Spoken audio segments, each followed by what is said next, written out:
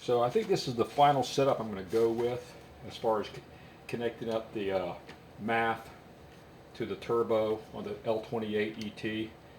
Um, this has already been test fitted into the engine bay compartment of the 280Z, so I know it'll fit. But I did it with some different kind of tubing in here. I've tried several things, including a hard sleeve like this. I don't know where I got that from. I can't remember.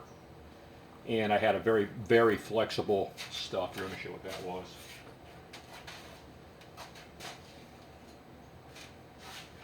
I've got this stuff here, but I didn't like it because A, it's cheap plastic, and B, it had a pretty restrictive intake. I mean, it would work great because it's so flexible, but I didn't like it just seemed cheesy.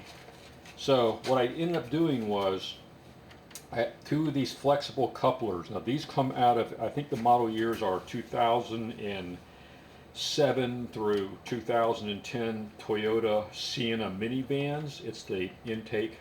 I think there's two tubes of. It's the constant width one that goes from the air cleaner to, I guess, the MAP or something like that. I can't remember which, but you want to make sure it fits. It's basically a 80 millimeter opening on both sides, and it's flexible. And I had to use two of them. I couldn't get one that was long enough to go the full connection from the MAP all the way to the turbo pipe. So I have a 3-inch extension here, a joiner, 3-inch by 80 millimeter aluminum joiner, and same here. Could have gone probably with a 2-inch here. The 3-inch just makes it extend a little bit further in, doesn't need to. Ideally, you'd probably use a 3-inch here to make this coupling, and a 2-inch here to couple the main turbo pipe to this. So you have to have two couplings here and two couplings here. This fits nicely to the AFM. You don't need any other couplings here. And the reason I like this is basically, if you look, you got a lot of, you got that, you have this. You can do a lot of movement with that thing and have a really solid seal with a high quality rubber flexible accordion. And this gives you some more latitude for in and out as far as fitment, when it comes up to the front of the car. So for instance, if this was too far forward, well, you could slide that back a little bit more. If it wasn't far enough, you could probably open that one up a little bit. But like I said, I've already tested this, and I'm pretty sure this is the correct fitment and allows a lot of flexibility, but not using that cheap plastic stuff. So we're basically done here. The status where we are now, I've got the correct detonation sensor on the way. Jeff gave me one to play with, but I wanted to have a good one. I don't like to use his spare parts anyway, and so I was able to find a reasonably priced one that fits the block. It's the same detonation sensor that comes with 300ZX. That fits the L28 block, by the way, in case you were wondering. I've got to make an adapter I've got a pigtail coming on the way so I can plug it in. I've got to make an adapter so that it'll work with this extension over here. Remember how that was done? So I've got to make this extension cord have the right kind of pigtail to fit into the detonation sensor. The only other thing I want to play with is, if you look closely here, there's a screw there. That's I believe that's a idle air mixture screw. The one thing I've noticed is I think they seem to have a little bit unsteady idle, and I'm going to attribute that based on the color tune plug I installed, where you can see the actual mixture ratio by looking at the color of the flame. Seemed a little bit on the lean side, so I'm going to try tweaking this screw over here at idle, see if I can get rid of that last little bit of burble that exists in the idle from what I believe to be a slightly lean condition. It's not a problem except at idle, okay? So I'm going to tweak on this. We'll watch the O2 sensor on the ECU, see if it, what it does.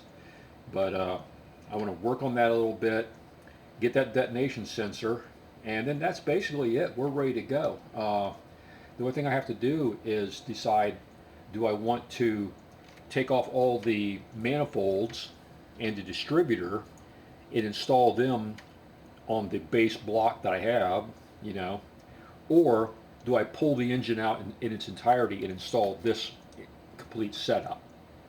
There's pros and cons of both ways. I mean, obviously, if I just, all you have to do is replace the two manifolds, the intake and the manifold and the exhaust manifold with the turbo attached, and the oil sump, I mean the oil pan, you know, because it's got to have a return for the turbo. So I could pull the manifolds and replace the oil pan and leave the engine in the car, hooked up to the transmission, good to go.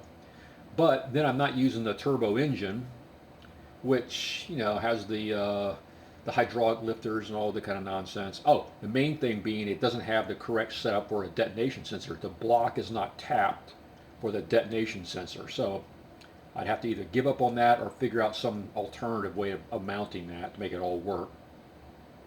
Or just go ahead and pull the engine with the trans probably this time and just bolt the trans on and reinstall the whole shooting match.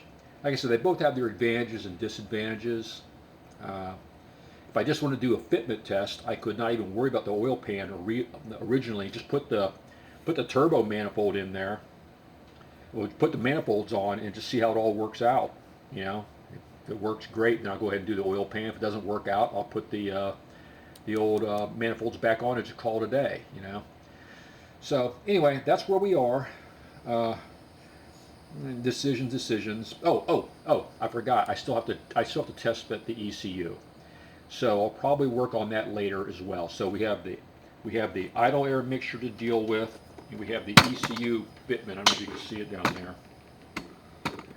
See that ECU down there, down low here, right there. I got to see how that's going to fit into the engine, into the driver's side compartment interior of the car, because if I can't get that computer to fit in that location, then the wiring harness won't work, and blah blah blah blah blah. And I tell you right now, there's no way I'm doing anything that I know I'm not going to be successful. So everything's going to be tested and triple fitted to make sure that when I pull this thing apart, it will go back in and it will run like it's supposed to. All right, we don't fly by the seat of our pants here. We know it's going to work before we do the work. So anyway, that's where we are. I just want to give you an update. But yeah, I'm very satisfied with this. I would love to get about a 6-inch accordion pipe with an 80 millimeter. I was having a hard time locating that.